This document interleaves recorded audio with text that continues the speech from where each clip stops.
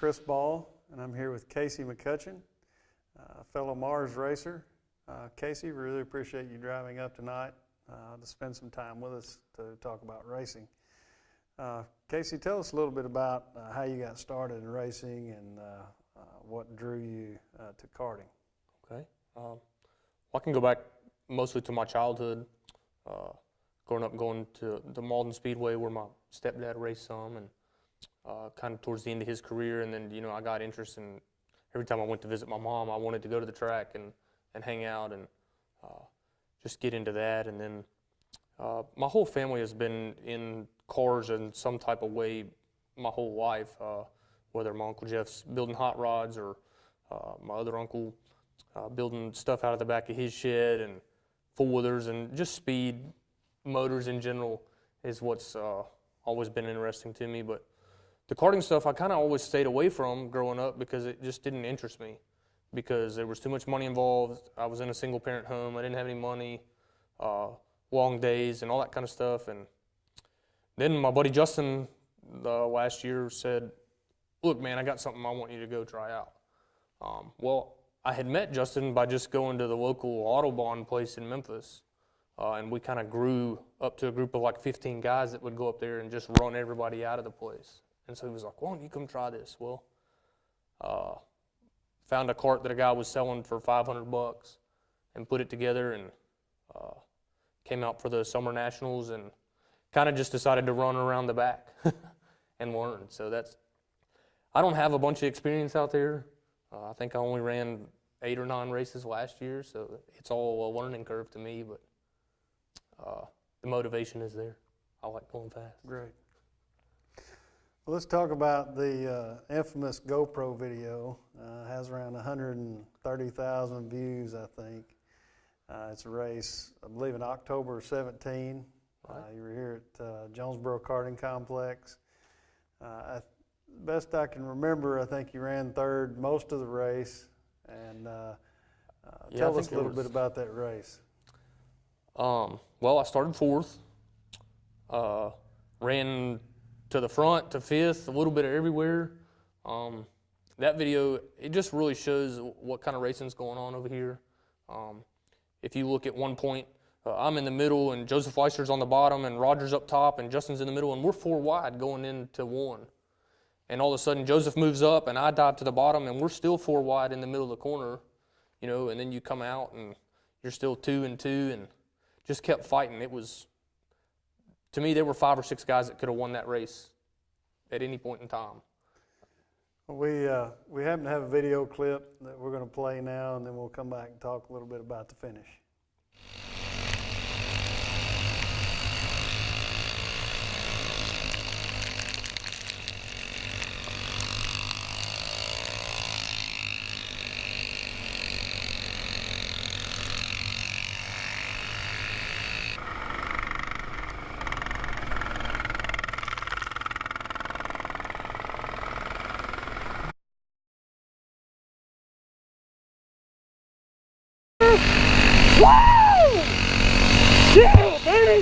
All right, on the video that we just saw, tell us about that last corner and kind of what was going on in your mind there when you entered 3. So I had been running behind Roger most of the race. Justin tried to pass me a couple times, and I passed him back, and I kind of was just learning in that process of what they were doing. I knew I didn't have the top end speed to just stay up front the whole time. But I knew if I kept running my race that I might get a chance. I know there's a history between Justin and Roger fighting and slide jobbing each other all the time, so I knew there was going to be a chance if they kept doing what they typically do. So I just held my line and kind of just sat back there and watched what they were doing. And I got to learn absolutely what they were doing and where they were leaving gaps open, and where they were hitting their points on entries and where they were trying to, finish their slide job. And that's what I did, and I held on, and I said, man, I'm just not sure. Well, then 2 laps to go, they've been fighting, and here I come right up behind them, and they had no idea I was there. And I still didn't think I was going to get quite there, but going into the first corner of the last lap, I got right up to Roger, and Roger dove. Well, I was able to give him just a little bit of a shove to get him off his line, and that was able to get him just enough into Justin's line that they both just almost stopped, and I just drove right through the middle of them.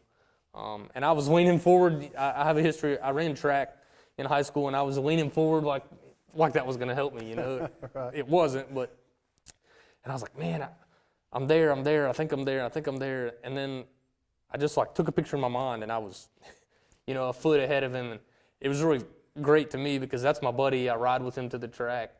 We build everything together. He got me into it, and to be able to beat him and what I consider, you know, his competitor, and kind of sneak through there and them not even know I was there was awesome. It was an awesome finish to watch.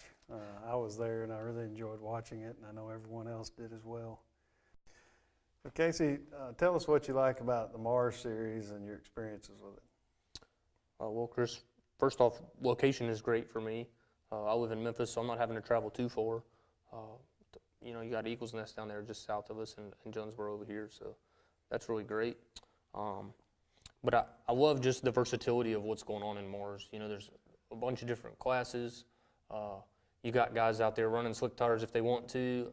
I prefer to run the treads with the way the track's prepped and whatnot, and I think that's great.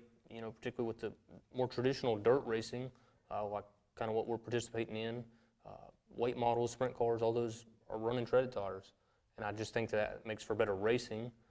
It's not necessarily always as fast, but it's better racing to me. And then Mars is just really trying to appeal to everybody, and I like that, and that's what I'm going to continue to do.